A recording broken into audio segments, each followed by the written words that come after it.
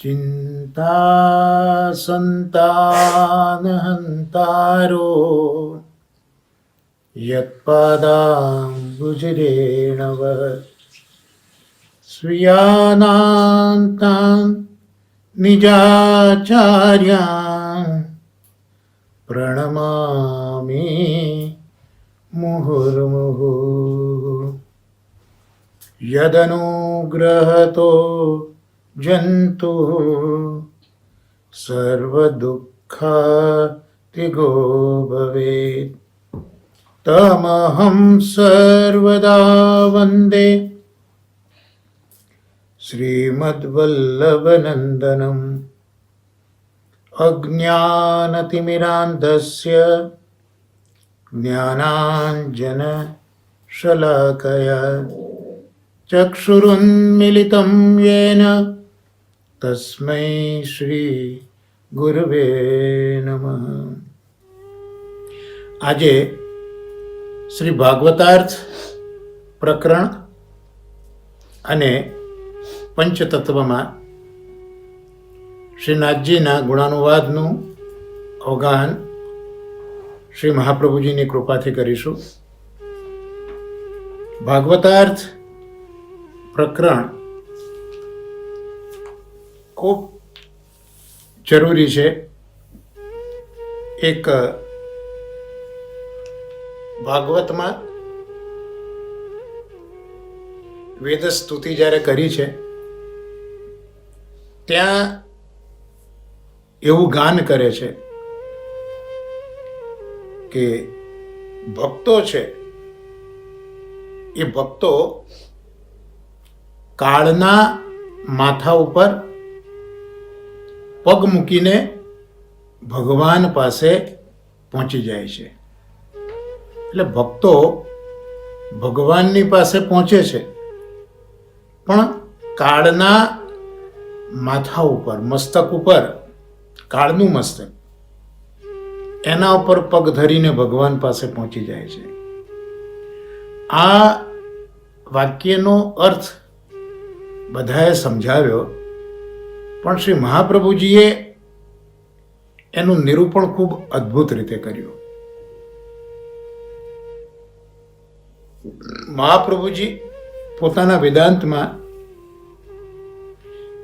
વેદોક્ત જે વસ્તુઓ છે એના 3 સ્વરૂપો બતાવે છે: આધિભૌતિક, આધ્યાત્મિક અને આધિદૈવિક.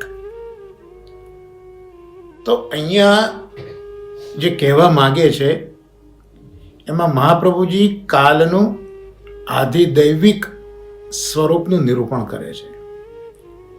જે આપણે ધ્રુવજીના પ્રસંગમાં જોઈશું કે ધ્રુવજી મૃત્યુના માથા ઉપર પગ મૂકી અને વિમાનમાં બેસી ગયા.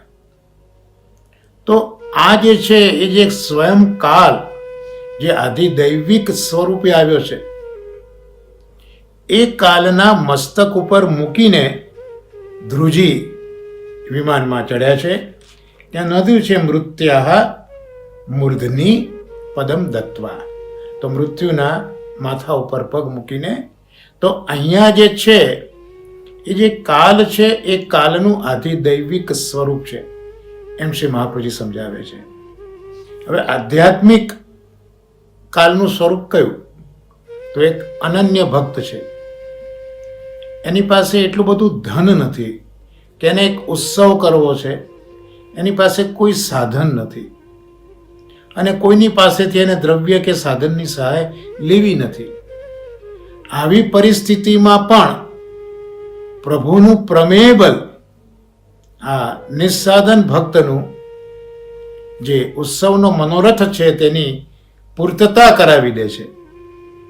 તો આ ભગવાનનું જે પ્રમેય બલ એક નિસ્સાધન ભક્તના મનોરથને સંપન્ન કરે છે ને, આને શ્રી મહાપ્રભુજી કાલનું આધ્યાત્મિક સ્વરૂપ તરીકે ઓળખાવે છે. અને ગમે તેટલો દુરાચારી હોય પણ એ ઠાકોરજી જ્યારે કૃપા કરે, ઠાકોરજી પોતે પ્રમેય બલથી એનો પણ ઉદ્ધાર કરે ત્યારે શ્રી આચાર્ય ચરણો આજ્ઞા કરે છે કે આ કાલના આધિ ભૌતિક સ્વરૂપ ઉપર પગ મૂક્યો. તો આ રીતે શા માટે શ્રી ભાગવતાર્થનું અધ્યયન જરૂરી છે એનું સ્મરણ અત્યારના થઈ આવ્યું. અને હવે આપણા જે નિત્યનો ક્રમ છે 48મી કારિકા એનું આપણે અવગાહન કરીશું. આપની પાસે પુસ્તક બિરાજે છે, એમાં જોઈજો 48મી કારિકા. પંચભીઃ પર્વ નિર્ધારો દ્વિતીયે દ્વાદશ સ્મૃતા એવં વેદાર્થ નિર્ધારે શ્લોકાઃ સપ્તદશ સ્મૃતા. એનો સામાન્ય અર્થ એ થાય કે પ્રથમ પ્રશ્નનો ઉત્તર 5 શ્લોકોમાં, એટલે કે જે બીજો અધ્યાય છે એ બીજા અધ્યાયના 6 થી 10 શ્લોકમાં જવાબ આપ્યો, પ્રથમ પ્રશ્નનો જવાબ. અને બીજા પ્રશ્નનો જે ઉત્તર છે એ 12 શ્લોકથી, એટલે કે બીજા અધ્યાયના 11 થી 22 શ્લોક સુધી આપ્યો. આમ વેદનો અર્થ નક્કી કરવા 17 શ્લોક, 6 શ્લોકથી 22 શ્લોક બીજા અધ્યાયના કયા છે મહાપ્રભુજી સમજાવે છે. એટલે અહીંયા આપણે જોયું, ફરીથી જો યાદ કરીએ તો શૌનકાદિ ઋષિઓએ સૂતજીને 6 પ્રશ્નો પૂછ્યા છે. એમાં પહેલો પ્રશ્ન એકાંતત શ્રેય એ કહો, એ પ્રથમ સ્કંદના પ્રથમ અધ્યાયમાં, જેને પ્રશ્નાધ્યાય કહેવામાં આવે, કારણ કે 6 પ્રશ્નો પૂછ્યા છે. તો એ પ્રથમ પ્રશ્નનો ઉત્તર પ્રથમ સ્કંદના બીજા અધ્યાયમાં સૂતજી આપ્યો કે ભાઈ એકાંતત શ્રેય શું છે. તો એ ધર્મ સંબંધી આ પ્રશ્ન હતો.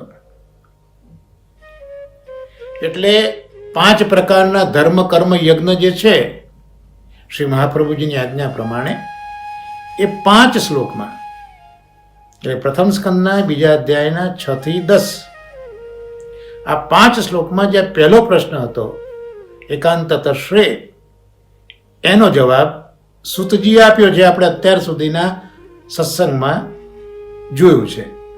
હવે આજના સત્સંગમાં જે કહ્યું દ્વિતીય દ્વાદશ સ્મૃતા, એટલે જે બીજો પ્રશ્ન છે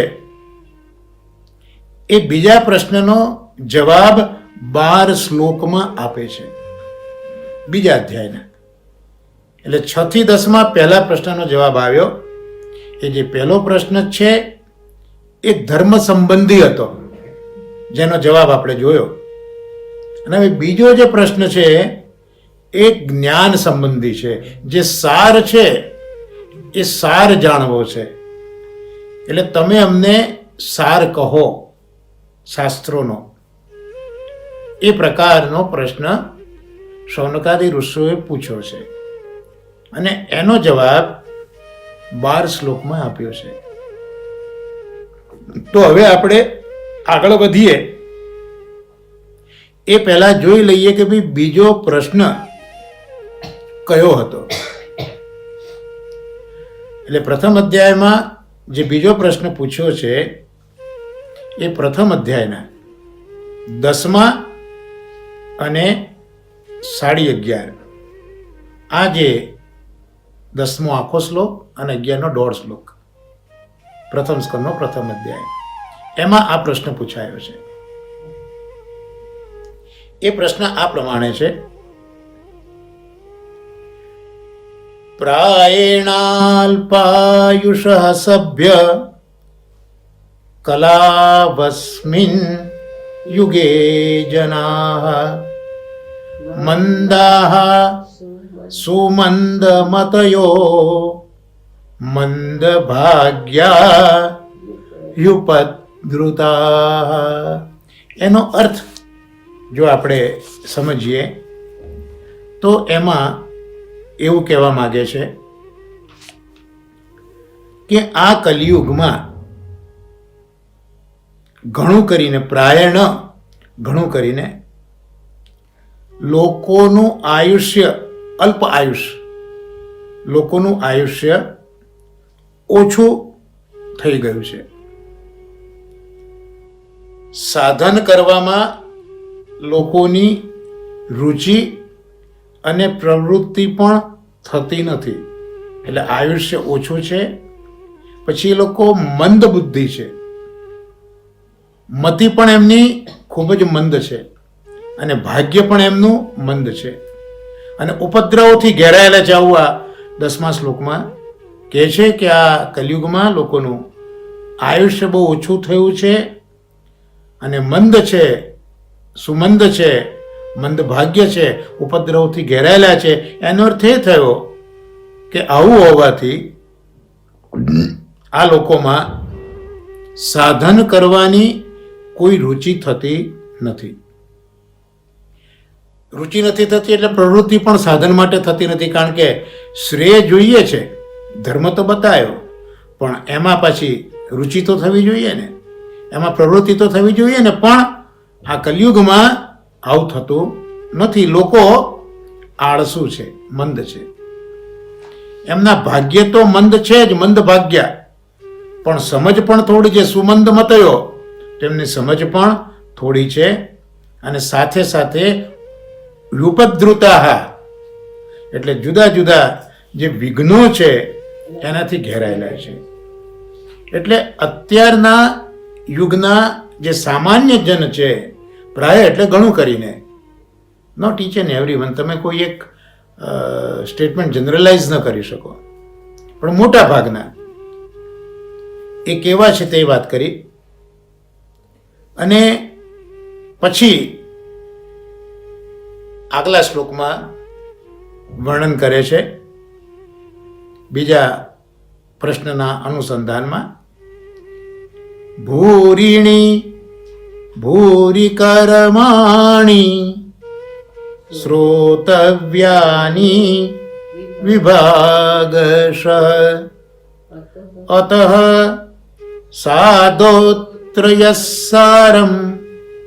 સમુદ્ધૃત્ય મનીષયા બ્રૂહીનઃ શ્રદ્ધાનાનામ યેનાત્મા સંપ્રસીદતી. એનો અર્થ એવો કયો કે શાસ્ત્રો તો ઘણા છે. ભૂરી, ભૂરી એટલે ઘણું, ઘણા શાસ્ત્રો છે. અને આ બધા જ શાસ્ત્રો કોઈ એક નિશ્ચિત સાધન બતાવતા નથી. એટલે કોક શાસ્ત્રમાં કંઈક સાધનનો ઉલ્લેખ હોય, કોક સાધનમાં કોક ઉલ્લેખ હોય, તો એક નિશ્ચિત સાધન, જેમ પેલું એકાંતતા શ્રેય પૂછ્યું ને, કે દરેકે દરેકનું શ્રેય જુદું જુદું હોય, પણ દરેક માટેનું એક સમાન શ્રેય એ અમને કહો. એમ અહીંયા જુદા જુદા શાસ્ત્રોમાં કોઈ એક નિશ્ચિત સાધન નથી. દરેક અલગ અલગ સાધન બતાવે, કોઈ યોગ બતાવે, કોઈ તપ બતાવે, કોઈક સ્વાધ્યાય બતાવે, તો કોઈ એક નિશ્ચિત સાધન બતાવતા નથી.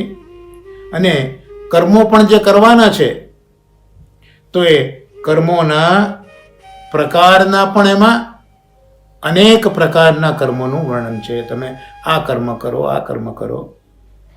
અને બીજું કે આ બધા શાસ્ત્રો એટલે એટલા બધા વિશાળ છે કે એનો એક અંશ સાંભળવો પણ કઠિન છે. આ તો પ્રાય આપણા બધાનો અનુભવ છે જ, કે એટલા બધા વિશાળ શાસ્ત્રો છે, એનો એક અંશ, એક ભાગ એ સાંભળવો પણ કઠિન છે. અને પછી કહે છે કે આપ તો પરોપકારી છો. એટલે શું કરો?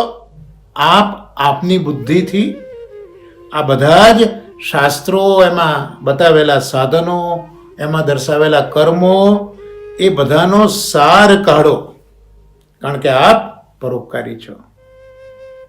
તો દરેકે દરેક શાસ્ત્રનો સાર કાઢો અને તે અમને શ્રદ્ધાળુઓને સંભળાવો. આનાથી પ્રાણી માત્રનું કલ્યાણ થશે અને અમારા અંતઃકરણની શુદ્ધિ થશે. એટલે જેમ પહેલા પ્રશ્નમાં પણ સૌ માટેનું સમાન શ્રેય, આત્માનો ઉદ્ધાર પૂછેલો, એમ અહીંયા પણ સર્વ માટે એક એવું સારરૂપ સાધન બતાવો કે જેથી એ બધા જ પ્રાણીઓ છે એમનું કલ્યાણ, જે એકાંતત શ્રેય છે એ થાય. અને સાથે સાથે અમે સાંભળીશું તો અમારા અંતઃકરણની શુદ્ધિ થશે. તો આ બીજો જે પ્રશ્ન છે એ સારરૂપ જ્ઞાનને લગતો છે. પહેલો જે પ્રશ્ન હતો તે ધર્મના સંબંધનો હતો, બીજો પ્રશ્ન જ્ઞાન સંબંધી છે. એટલે સારરૂપ જે કથા હોય તે તમે અમને કહો. હવે આ જે બીજો પ્રશ્ન છે કે અમને સાર કહો, તેના માટે પરમ ભાગવત શ્રી કૃષ્ણશંકર શાસ્ત્રીજીએ ખૂબ સુંદર વાત સમજાવી છે. પ્રશ્ન એ છે જે આપણે જોયો કે યેનાત્મા સંપ્રસિદ્ધતિ, તો એ જે આત્મા એટલે અહીંયા ભગવાન એવો અર્થ લેવાનો, તો એ આત્માનું કલ્યાણ થાય, એ ભગવાન પ્રસન્ન થાય, તો કયા સાધનથી આત્મા પ્રસન્ન થશે? આ જે આત્મા છે એ કયા સાધનથી પ્રસન્ન થાય? એટલે આ જે પ્રશ્ન છે એના ઉપોદ્ઘાતમાં આ પ્રશ્ન કેમ પૂછ્યો છે એની 5 વજહ આ શ્લોકમાં દાદાજી સમજાવે છે કે આવો પ્રશ્ન પૂછવાનો કેમ થયો. તો 5 અવસ્થાઓનું દિગ્દર્શન આ શ્લોકમાં આપણને જોવા મળશે. એમાં શરૂઆતનો જ શ્લોક જોઈએ તો અલ્પાયુષ, તો બધાનું આયુષ્ય અલ્પ છે. હવે ઋષિ મુનિઓ તો 1000 વર્ષના સત્રની દીક્ષામાં બિરાજ્યા છે. તો અહીંયા અલ્પાયુ એવા શબ્દનો પ્રયોગ કેમ કર્યો? કારણ કે 1000 વર્ષનું સત્ર છે અને અહીંયા રજૂઆતમાં અલ્પ આયુ એવો ઉલ્લેખ કરે છે. તો 1000 વર્ષના સત્રમાં બેઠેલા ઋષિઓ અલ્પાયુ તો હોય જ ન શકે ને. અને એનાથી અધિક તો વાત એ છે કે આ સત્રમાં આ ઋષિઓએ પોતાના સામર્થ્યથી મૃત્યુદેવને પણ બોલાવી દીધા છે. એટલે આ સત્ર દરમિયાન કોઈનું મૃત્યુ થવાનું નથી તે નિશ્ચિત છે. છતાં પણ અહીંયા શબ્દનો પ્રયોગ કર્યો અલ્પ આયુ, એટલે લોકોનું આયુષ્ય અહીંયા ઓછું છે. તો આવું કેમ ઋષિઓ કહી રહ્યા છે? તો એ શંકાનું સમાધાન એવું છે કે અહીંયા કહ્યું કે અલ્પ આયુષ્ય ખરું, પણ પ્રાયણ, પ્રાયઃ એટલે ઘણું કરીને, એટલે જે અલ્પ આયુષ્ય એટલે અલ્પ જીવનારા. તો આ સમાજની અંદર જે મોટો ભાગ છે એ અલ્પજીવી છે, ઓછું જીવન જીવે છે. દીર્ઘજીવી તો બહુ જ ગણી ગાંઠી વ્યક્તિ હોય છે. સામાન્ય રીતે શાસ્ત્રો 100 વર્ષ 100 શરદ ઋતુ જુઓ એવા આશીર્વાદ આપતી હોય છે. તો આ 100 વર્ષ સુધી આપણે લૌકિક રીતે જ વિચારીએ તો 100 વર્ષ સુધી પહોંચનારા બહુ ઓછા હોય છે. એટલે મોટા ભાગના અહીંયા પ્રાયણ, કારણ કે ઋષિઓ સમાજમાં જે વ્યક્તિઓ છે એના ઉત્કર્ષનું પણ ચિંતન અત્યારના કરી રહ્યા છે. એટલે સમાજના મોટા ભાગના જે જીવો છે એ બધા અલ્પ આયુષ્ય, અલ્પજીવી છે. દીર્ઘજીવી તો બહુ ઘણી ગાંઠી વ્યક્તિઓ છે. અને એટલા જ માટે કોઈ પણ એક કાયદો હોય ને, એ કાયદો કોઈ એક વ્યક્તિના હિતથી ન રચાય. કાયદો કોઈ એકને ફાયદો કરે એવો કાયદો ન ઘડાય.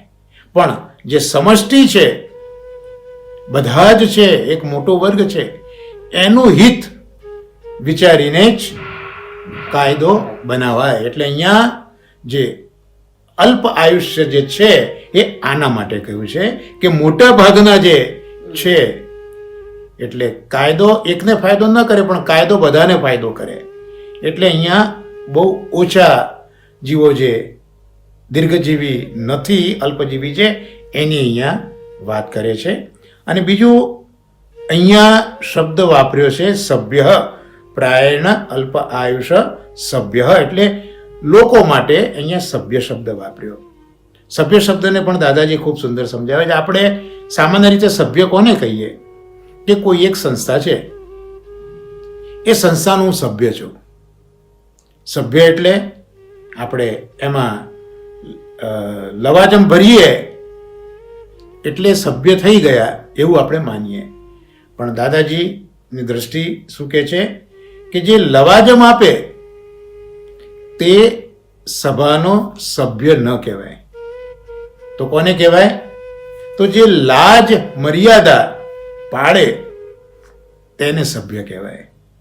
ખરેખર સભ્ય તો આ છે કે જે લાજ અને મર્યાદાનું પાલન કરતો હોય, એ સંસ્થાની લાજ મર્યાદાનું અનુસરણ કરતો હોય, અનુકરણ કરતો હોય. અને લાજ એટલા માટે કે લાજ એ તો લાખેણી લક્ષ્મી છે. લાજ એક તત્વ એવું છે કે એ લાખેણી લક્ષ્મી જેવું છે. માટે અહીંયા સભ્ય કોને કહેવાય? જે લાજ મર્યાદા પાળે તે. આ એક શબ્દ ખૂબ સુંદર સમજાયો. એટલે એક જે 5 અવસ્થાનો ઉપોદ્ઘાત કર્યો છે ને પ્રશ્નમાં, એમાં એક આ અલ્પાયુષ આપે સમજાયો. ત્યાર પછી કહ્યું કે લોકો કહેવા છે મંદાહા. આ સભ્ય જે લોકો છે અલ્પાયુષ્ય તો છે પણ કેવા છે? મંદાહા.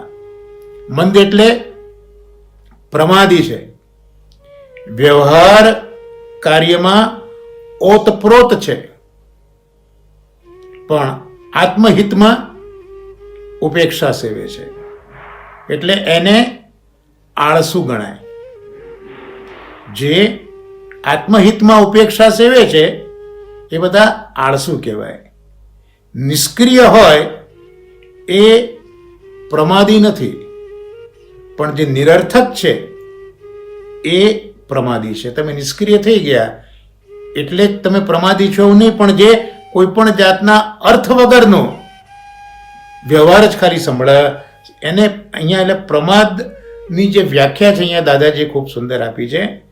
આપણે જે પ્રમાદી સમજીએ આળસ, એ તો લૌકિકમાં આળસ છે, પણ જ્યારે ભગવાનની ભક્તિની વાત થતી હોય ત્યાં તો તમે કોઈ પણ જાતનું કાર્ય એવું કે જેનો કોઈ અર્થ જ નથી એ તમે કર્યા કરો એને પ્રમાદી કહેવાય. શાસ્ત્રીજીએ પોતાના વક્તવ્યમાં એક જગ્યાએ કેવું છે કે એક જગ્યાએ આપનું કથા ચાલતી હતી, ત્યાં એક ભાઈએ ખૂબ સુંદર કહેલું આ કથા સાંભળીને કે શાસ્ત્રીજી વ્યવહાર અને સ્નેહ, તો ખરેખર આપણે બધાએ વ્યવહારમાં રચાપચા ન રહેવું જોઈએ, પ્રભુના સ્નેહની અંદર પચી જવું જોઈએ. તો આ ભાઈએ પોતાની વ્યથા કહી હતી શાસ્ત્રીજીને કે શાસ્ત્રીજી મારી વ્યથા તો એવી છે કે જ્યાં વ્યવહાર કરવાનો હતો ત્યાં અમે સ્નેહ કરી બેઠા, અને જ્યાં સ્નેહ કરવાનો હતો ત્યાં વ્યવહાર કરી બેઠા. એટલે વ્યવહાર એ લૌકિક વ્યવહાર છે. તો લૌકિક વ્યવહાર તો કરવા પૂરતો જ હોય છે. આપણે અગાઉના પણ સત્સંગમાં જોયું છે, હરિરાયજી પણ કહે છે કે લૌકિક વૈદિક કરો પણ એમાં આસ્થા ન રાખો, એમાં આસક્તિ ન રાખો. મહાપ્રભુજી પણ એ જ આજ્ઞા કરી છે કે કાપટ્યા તે સુનન્યથા. એટલે એ જે વ્યવહાર છે એમાં સ્નેહ નથી કરવાનો, ખાલી એક દેખાવ કરવાનો છે, કરવા પૂરતો કરવાનો છે.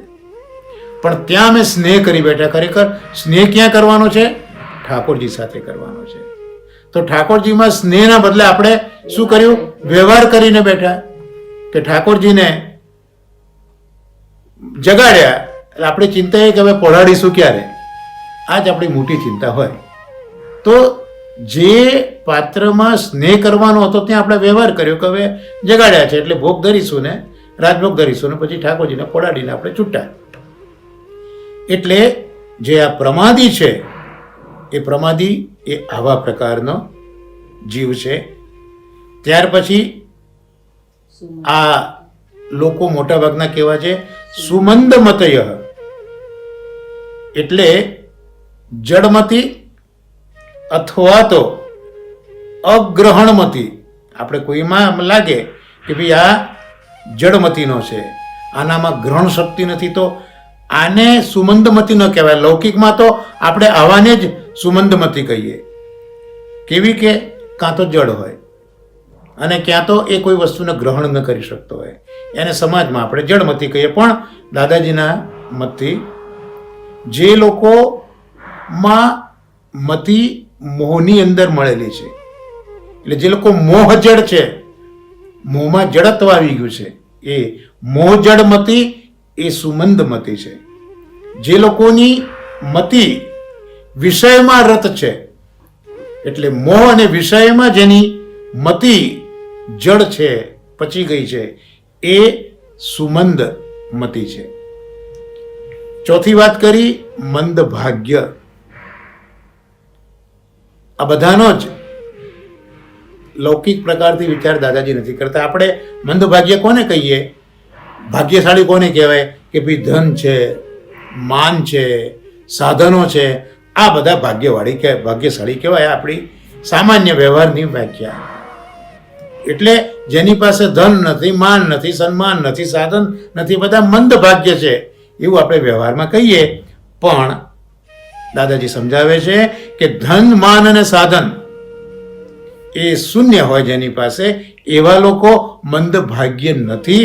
પણ જેની પાસે ભગવદ જન નથી, જેની પાસે ભગવાનનો માણસ નથી, જેને સજ્જનનો સંગ નથી, એ જ ખરેખર મંદ ભાગ્ય છે.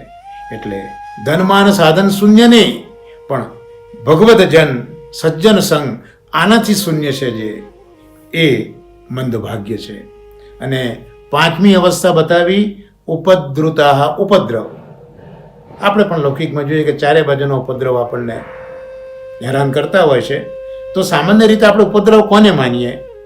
કે ક્યાં તો રોગોથી ઘેરાયેલા હોઈએ, કે આપણા વેરીઓને, ત્યાં તો ડગલે ને પગલે વેરી તો ઊભા થઈ જ જતા હોય છે અને રોગો પણ તરત આવી જતા હોય છે. તો લૌકિકમાં જે આપણા વેરી છે અને જે આપણા રોગ છે, એનાથી ઘેરાયેલા ઉપદ્રુતા એવું આપણે કહીએ.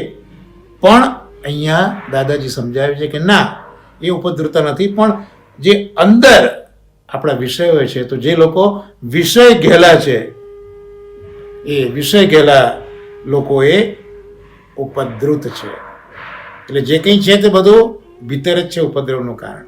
અંદર જે સળગતું હશે તે જ બહાર આવશે. એટલે ધ્રુજી જ્યારે વનમાં જતા હતા ત્યારે એમના માં સુનીતિજીએ ખૂબ સુંદર કહ્યું છે કે બેટા, જો તમારું કલ્યાણ ઈચ્છતા હોય, તમારું સુખ ઈચ્છતા હોય, તો લોકોને સુખી કરજો, અને જો તમને દુઃખ જોઈતું હોય તો લોકોને દુઃખી કરજો.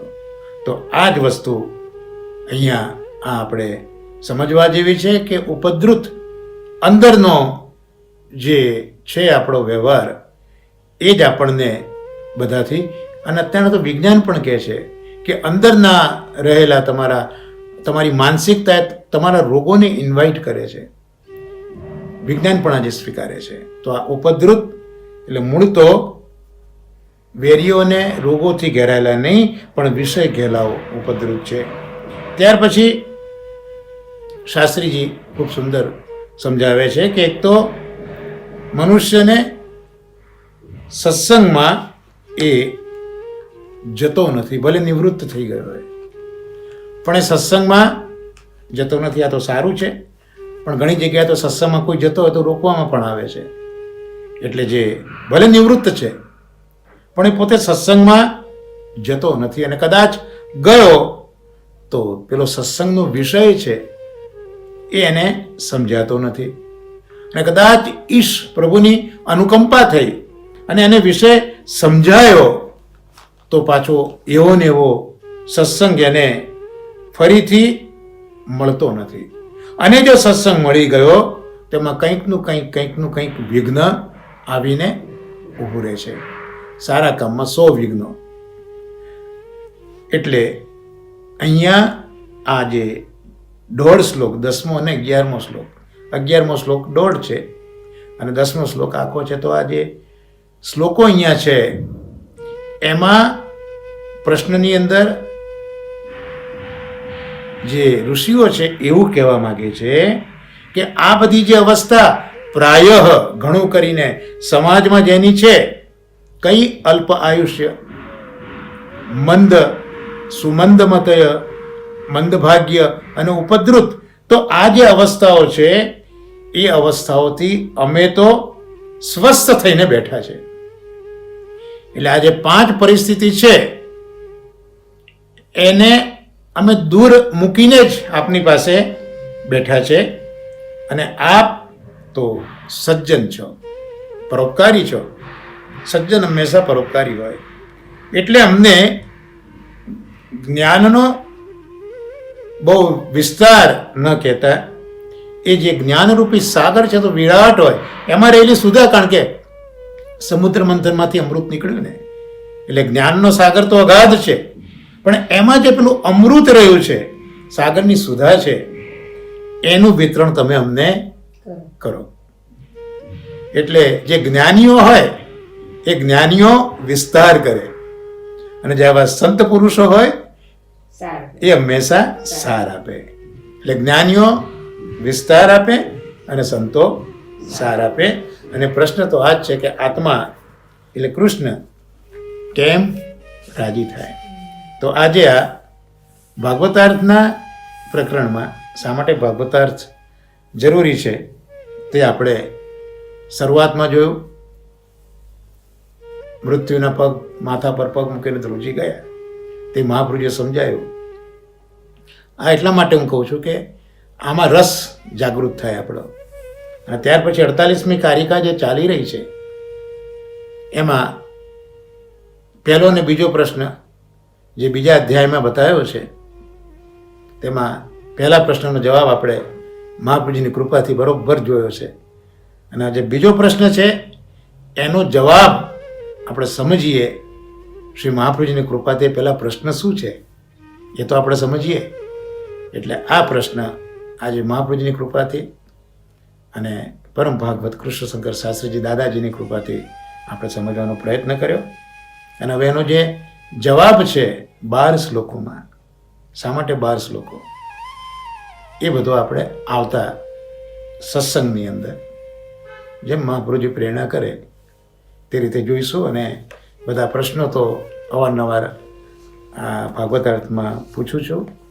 તો એમાં સામાન્ય રીતે જે અત્યાર સુધીમાં જવાબો મળ્યા છે એમાં એક તો મોનાબેન છે, મનીષાબેન છે કોચિનથી, ગીતાબેન પરીખ છે, શોભનાબેન શાહ છે, નીલમબેન છે, અમદાવાદથી પ્રમોદભાઈ છે. તો આ બધા વૈષ્ણવોના જવાબ આવ્યા કરે છે.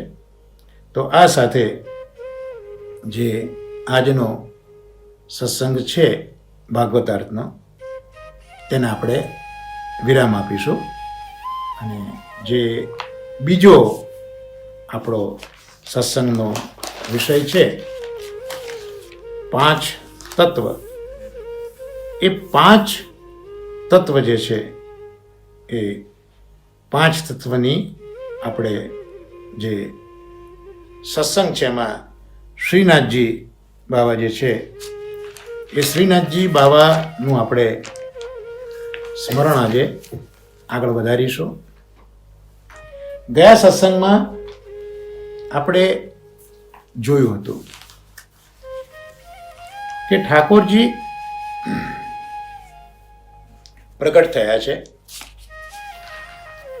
દ્વાપર યુગમાં. અને ગયા સત્સંગમાં એ પણ જોયું કે ઠાકોરજી જે ભૂતલ ઉપર બિરાજ્યા છે એ અવતાર લીલા 3 પ્રકારની છે. એક વ્રજ લીલા, એક મથુરા લીલા અને બીજી દ્વારકા લીલા. વ્રજ લીલા શુદ્ધ પુષ્ટિ લીલા છે. નિસ્સાધન જીવો છે ને જે, એના નિરોધ માટે પ્રભુએ કરેલી એ અવતાર લીલાઓ છે. અને મથુરા અને દ્વારકાના જે લોકો છે બધા સુસાધન છે. એટલે ઠાકોરજી એમની સાથે એમને જે પ્રકારના કર્મ કર્યા એના અનુસાર ફલ આપી અને ઠાકોરજી લીલા કરી છે. એટલે જે પુષ્ટિમાર્ગીય વ્રજ લીલા 11 વર્ષની એનું પણ અવગાહન ઠાકોરજીની કૃપાથી આપણે જોયું હતું કે કઈ કઈ લીલાઓ મુખ્યતઃ કરી છે તે જોયું છે. તો હવે ઠાકોરજીએ જે આ પ્રકાર કર્યો છે એનું મુખ્ય કારણ પ્રભુ એક તો સ્વરૂપથી વિલસે છે અને બીજું પ્રભુ નામથી વિલસે છે. એટલે જ મહાપ્રભુજીએ મંગલાચરણ નિબંધમાં કહ્યું કે નમો ભગવતે તસ્મય કૃષ્ણાય અદ્ભુત કર્મણિ રૂપ નામ વિભેદેન જગત ક્રીડતી યો યતઃ. આ પ્રભુ જ આ જગતની રચના કરી ક્રીડા કરે છે. કઈ રીતે? રૂપ અને નામના ભેદથી. તો જે પ્રભુનું પ્રાગટ્ય થયું છે દ્વાપરમાં, ત્યાં પ્રભુએ પોતાના સ્વરૂપનું મહાત્મ્ય પ્રગટ કર્યું છે. અને હવે ઠાકોરજી નામ મહાત્મ્ય પણ પ્રગટ કરશે. તો આ બે વસ્તુને આપણે જો પુનરાવર્તનમાં જોઈ લઈએ, મેં ગયા સત્સંગમાં કહ્યું હતું એ જોઈ લઈએ, તો આપણા માર્ગમાં ખૂબ પરમ ભગવદીય દ્વારકાદાસભાઈ પરીખ થયા. એ પણ પાટણના જ હતા. અને કાંકરોલી નરેશ તૃતીય ગૃહાધીશ નિત્ય લીલાસ્ત શ્રી બ્રજભૂષણલાલજી મહારાજશ્રીના આપ અનન્ય સેવક હતા. આપ જાદો વધારે અભ્યાસ નથી કર્યો, પણ પુષ્ટિમાર્ગના વિષયમાં અને ખાસ કરીને આ 84-252 વૈષ્ણવની વાર્તા સાહિત્યમાં એમણે ખૂબ જ સંશોધન કર્યું છે. જાતે ફર્યા છે, પોતાના પૈસે કેટલો સમય તો એ વ્રજમાં રોકાયા છે અને જ્યાં ભાળ મળી ત્યાં પોતાના પૈસે ગયા છે. અને આપ એનો ઉલ્લેખ પોતાના લેખમાં કરે છે કે ઘણી વખત તો આ 84-252ની ઓરિજિનલ પ્રતો મેળવવા માટે એમને મુસ્લિમોના ઘેર પણ જવું પડ્યું છે. કારણ કે એ વખતે જે હિન્દુમાંથી જે મુસ્લિમો બનેલા હતા તેમની પાસે જૂની કોપીઓ હોય તો ત્યાં પણ ગયા છે. એટલે આવા બધા ભગવદીઓનું સ્મરણ કરીએ ને અને આપણું જીવન એ પ્રભુમય થાય. કેટલી બધી મહાપ્રભુજી અને આ મહાપ્રભુજીના પંથની અંદર એમની નિષ્ઠા છે કે તન મન ધનથી આ માર્ગનું જે છુપાયેલું સાહિત્ય છે એને મેળવવા માટે જબરજસ્ત આપનું ડેડિકેશન છે. વંદન કરું છું હું તો આવા ભગવદીઓને. અને આજે અત્યારના 84-252 પુસ્તકો જે અવેલેબલ થાય છે એમાં મુખ્ય સંશોધન જે છે, નો ડાઉટ શ્રી ગોકુલનાથજી અને શરીરાઈજીએ શ્રમ લીધો છે, પણ એમાં જે કંઈ તથ્ય છે અને એ વખતનો સમય, એ વખતનો ઇતિહાસ, એ વખતની ભૌગોલિક પરિસ્થિતિ, આ માર્ગમાં આત્મનિવેદન શું છે, માર્ગનું સ્વરૂપ શું છે, તો આ બધું જ વિશદ રીતે પરમ ભગવદી દ્વારકાદાસભાઈ પરીખે ખૂબ સુંદર સમજાયું છે. એટલે ત્યાં આપે પણ જે ઠાકોરજીની આ અવતાર લીલા જે છે દ્વાપર યુગમાં, જેનો ઉલ્લેખ મેં ગયા સત્સંગમાં થોડો કર્યો હતો, ત્યાં આપ ખૂબ સુંદર સમજાવે છે કે ભગવાન શ્રી કૃષ્ણે પોતાની નિત્ય લીલાના આનંદને ભૂતલમાં વિસ્તાર કરવા માટે વ્રજમાં પ્રગટ થયા.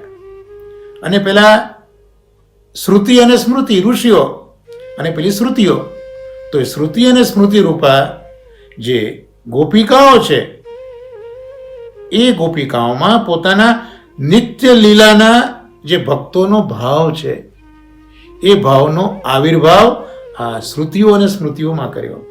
એટલે જે કુમારિકાઓ અને જે શ્રુતિરૂપા ગોપીજનો છે એમાં ઠાકોરજીએ જે નિત્ય લીલાના ભક્તોના ભાવ છે એને પ્રભુ આવિર્ભાવ કરે છે.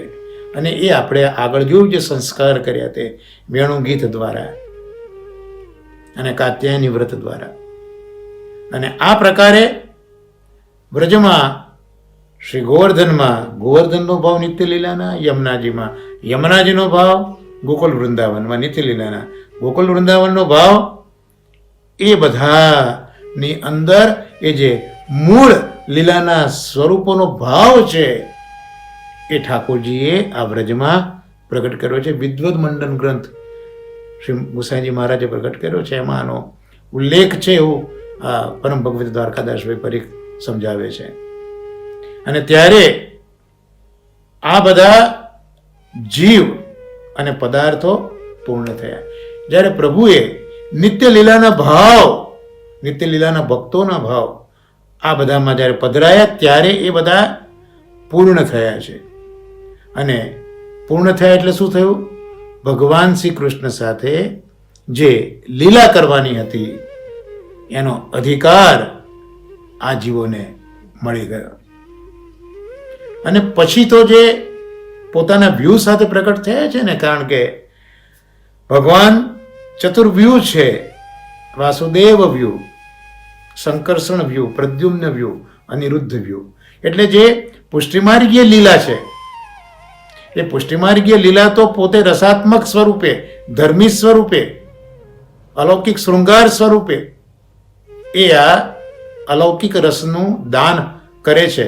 પણ સાથે જે 4 વ્યૂહ છે, એટલે તો દસમ સ્કંદમાં જે પ્રથમ પ્રકરણ છે, જન્મ પ્રકરણ, એના 4 અધ્યાય છે, જેમાં મહાપ્રભુજી આ 4 વ્યૂહનું પ્રાગટ્ય સમજાવે છે.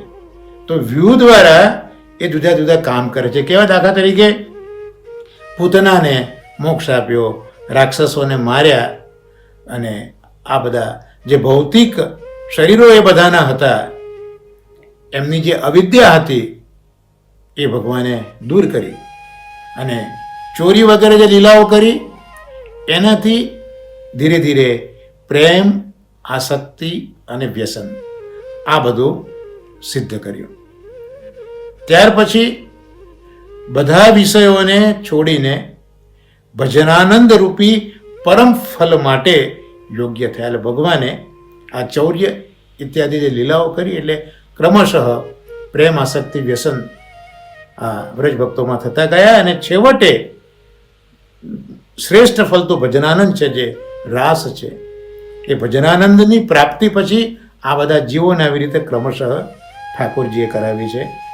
અને રાસ એટલે માત્ર આપણે જે રાસ ગણીએ છીએ તે નહીં, રસાનામ સમૂહથી રાસ.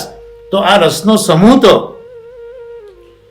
દ્વારકાદાસભાઈ લખે છે કે નિત્ય લીલાની અંદર રહેલી દાણ લીલા, માન લીલા, પનઘટ વગેરે જે લીલાઓ છે એનો પણ સમાવેશ આ રાસમાં જ સમજવાનો છે.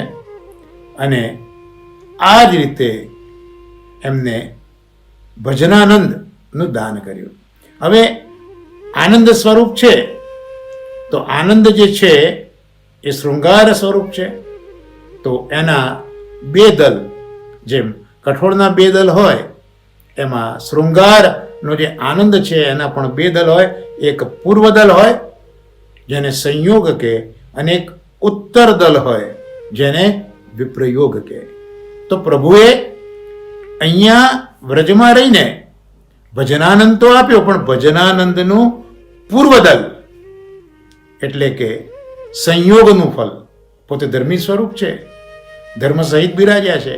તો એ ધર્મી સ્વરૂપે આ વ્રજ ભક્તોને સંયોગનું ફલ આપ્યું વ્રજમાં રહીને. પણ જ્યાં સુધી ઉત્તર દલનો અનુભવ ન થાય ત્યાં સુધી રસનો અનુભવ સંપૂર્ણ થયો એવું કહી ન શકાય. આ શાસ્ત્રનું વિધાન છે. એટલે વ્રજમાં રહીને આ ધર્મી સ્વરૂપે પૂર્વ દલ જે આનંદનું છે એનું દાન કર્યું, ભજનાનંદનું. અને પછી આપ મથુરા ગમન કરે છે, દ્વારિકા ગમન કરે છે. તો આ બધી જે લીલાઓ છે એનાથી હવે ગોપીજનોને આ જે સ્વરૂપ છે એ ધર્મી સ્વરૂપનો વિપ્રયોગ થયો છે.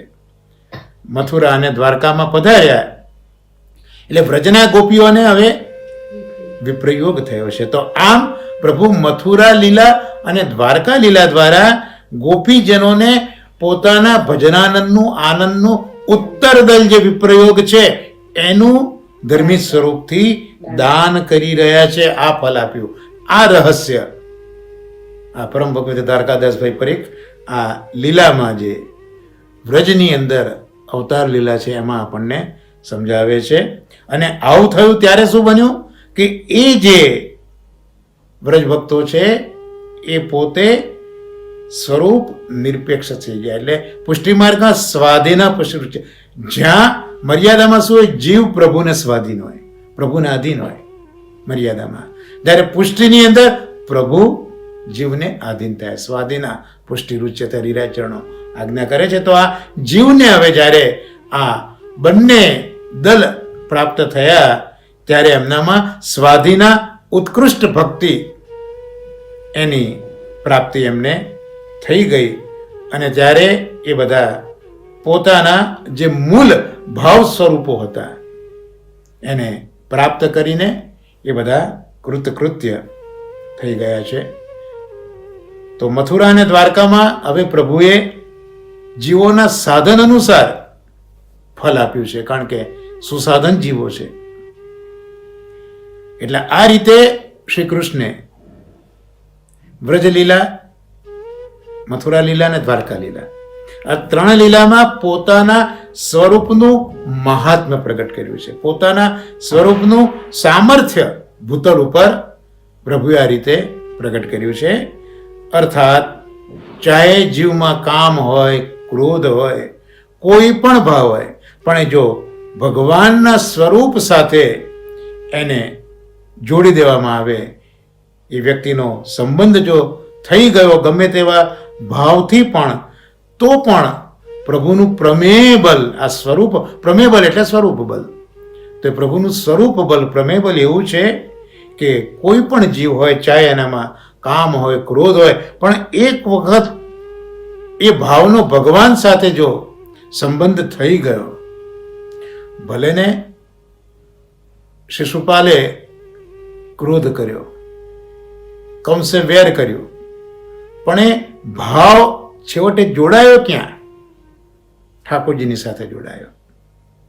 વ્રજ ભક્તો સ્નેહ કર્યો, પણ જોડાયો ક્યાં? ઠાકોરજી સાથે. તો કોઈ પણ ભાવ પણ જ્યારે ભગવાન સાથે જોડાયો ત્યારે પ્રભુએ પોતાના પ્રમેય બલથી એનો ઉદ્ધાર કર્યો છે. એટલે શિશુપાલ મર્યો, પણ એનું તેજ પ્રભુની અંદર ગયું છે. તો આ રીતે મેં શરૂઆતમાં કહ્યું એમ ઠાકોરજી પોતાના સ્વરૂપનું મહાત્મ્ય, જે સ્વરૂપનું સામર્થ્ય છે તે પ્રગટ કરવા ઈચ્છા કરે છે ત્યારે એ ભૂતલ ઉપર દ્વાપરમાં આ રીતે પ્રગટ થાય છે. અને હવે નામ સ્વરૂપ પ્રગટ કરવાની આપ ઈચ્છા કરે છે. તે પ્રકારે આપણે આગળ જોઈશું. એ પહેલા આ જે મુખ્ય પુષ્ટિ લીલા વ્રજની અંદર પ્રભુએ કરી છે, એ પ્રભુના સ્વરૂપ અને ગુણને જરા આપણે યાદ કરવાનો પ્રયત્ન કરીએ. કારણ કે સુખદેવજી પોતાના માના ગર્ભમાં 16 વર્ષ સુધી બિરાજ્યા છે. એમને સંગનો ડર લાગે છે.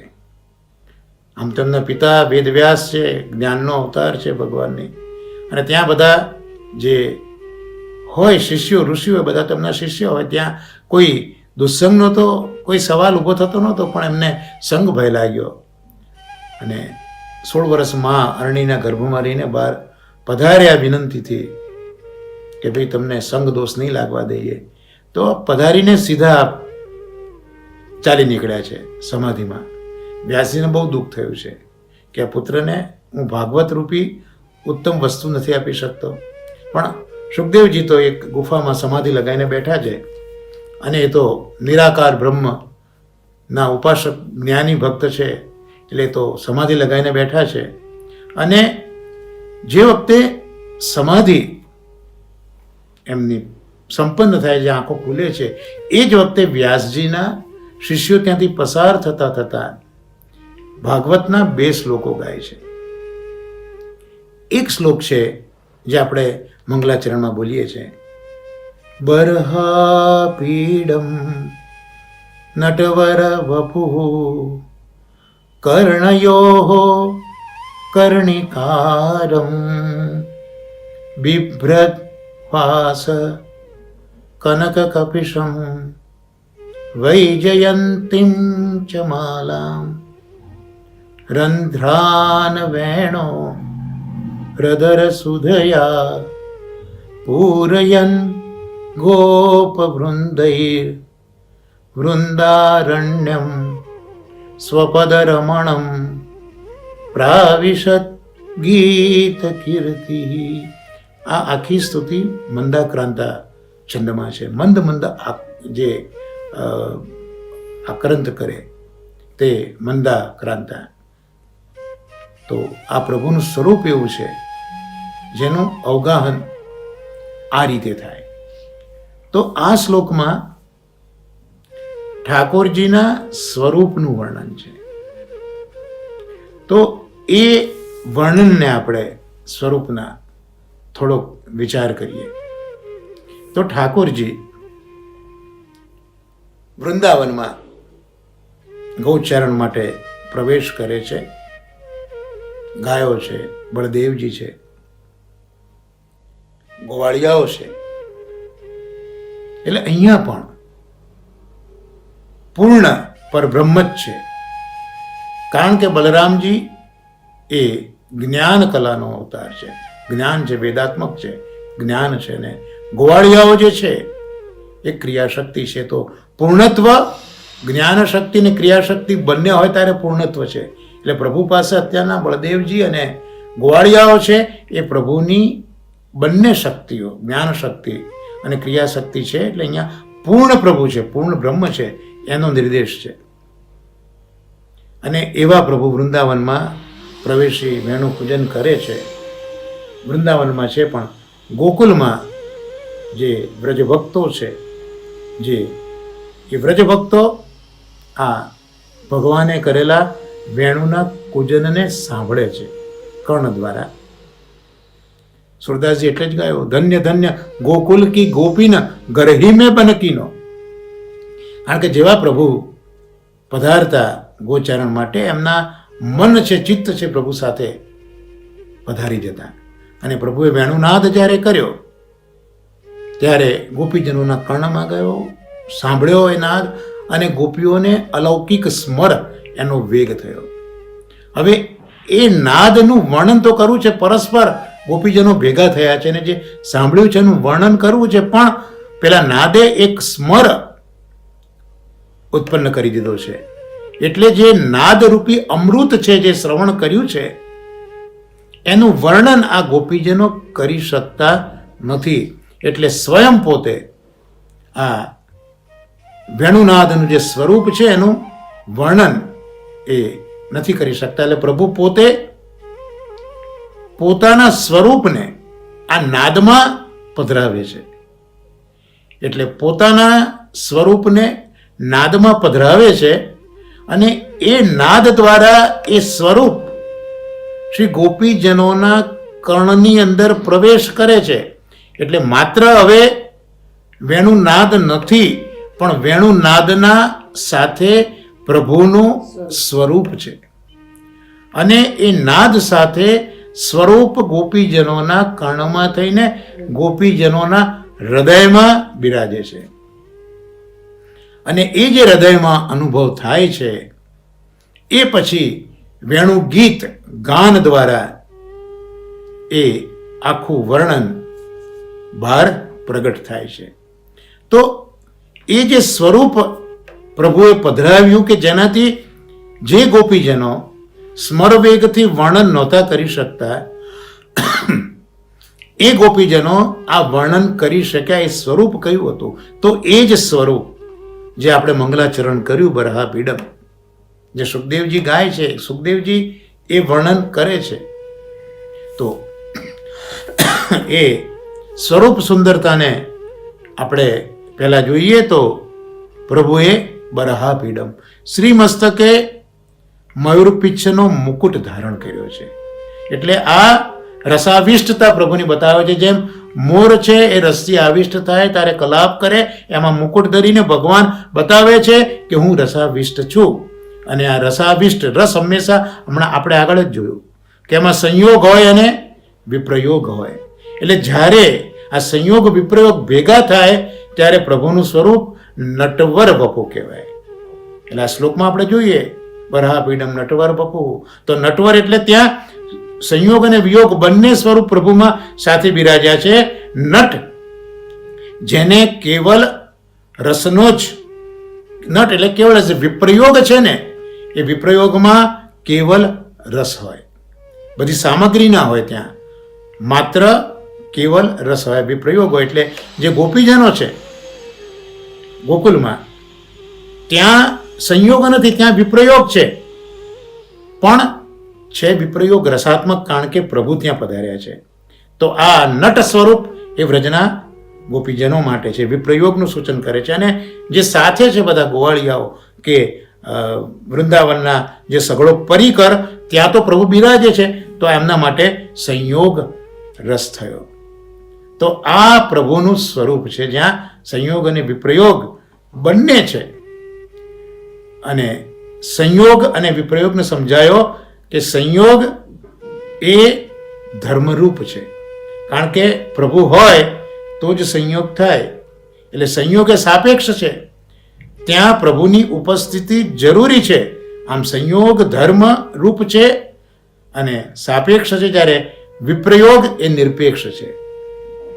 અને ત્યાં પછી ભલે સ્વરૂપ નથી પણ વિપ્રયોગમાં પ્રભુ તો બિરાજે જ છે.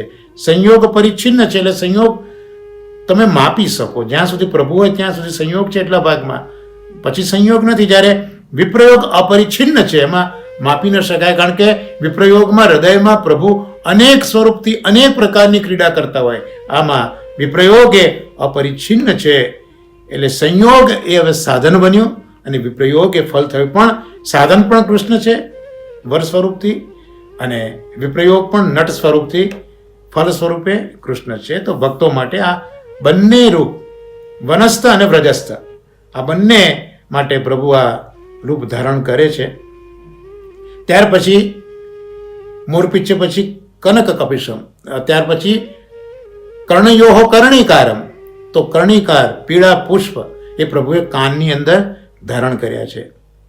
તો કારણ શું કે જે પેલો રસ ગયો વેણુમાંથી સ્વરૂપ સાથેનો, એ કર્ણમાં પ્રવેશો ને, એટલે આ જે પ્રભુએ કર્ણિકારનું જે પુષ્પ છે કાન ઉપર ધર્યું છે. એટલે જે આ કાન છે ને એ ઉદ્દીપક તરીકે, જે પીળી કરેણ છે એ અહીંયા મહાપ્રભુ સમજાય છે કે ઉદ્દીપક છે, કેટેલાઇઝર છે. જે આપણે આગલા સત્સંગમાં પણ આ બધો ભાવ જોયો છે, ઉદ્દીપન વિભાવ ને બધું.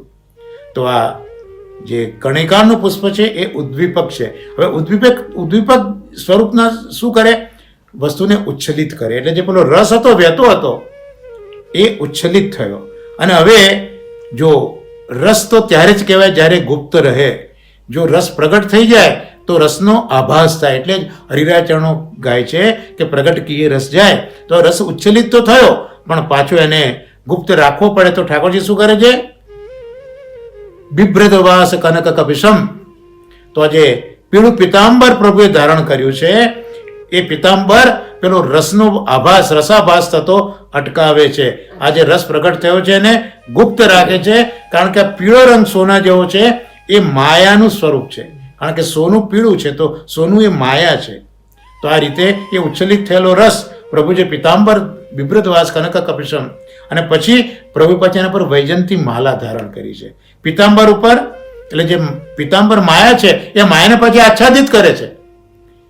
વૈજયંતી માલાથી પેલી માયાને આચ્છાદિત કરે છે. પેલો રસ જે છે ઉચ્છલિત ન થાય એટલે પ્રભુ પિતાંબર ધરે છે, અને એ માયાને આચ્છાદન પાછા પ્રભુ કરવા માટે વૈજયંતી માલાને ધારણ કરે છે.